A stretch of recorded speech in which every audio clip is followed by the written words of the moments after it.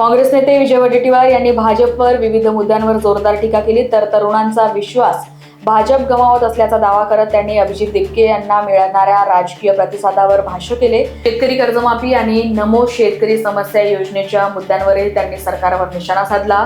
कुंभमेळा कामावरील खर्च आणि कंत्राटांवर प्रश्न उपस्थित करत कामांच्या गुणवत्तेची चौकशी करण्याची मागणी केली। तसेच भाजप शिवसेना वाद, चंद्रकांत पाटील आणि अनुराग ठाकूर यांच्या भूमिकेवरही वडेट्टीवार यांनी टीका केली।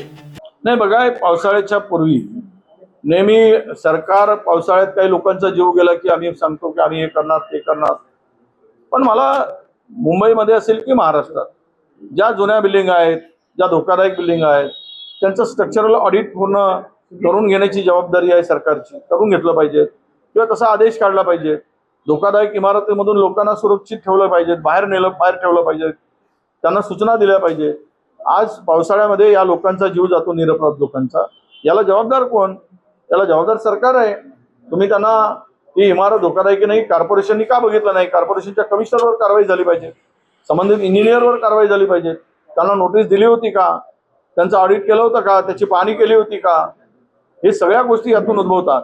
अशा बिल्डिंग पडून जर आपला कोसळून 9 लोकांचा जीव जातो आहे, फॅमिली उघड्यावर पडते आहे, याला जबाबदारी फिक्स करून कारवाई होणे अपेक्षित आहे।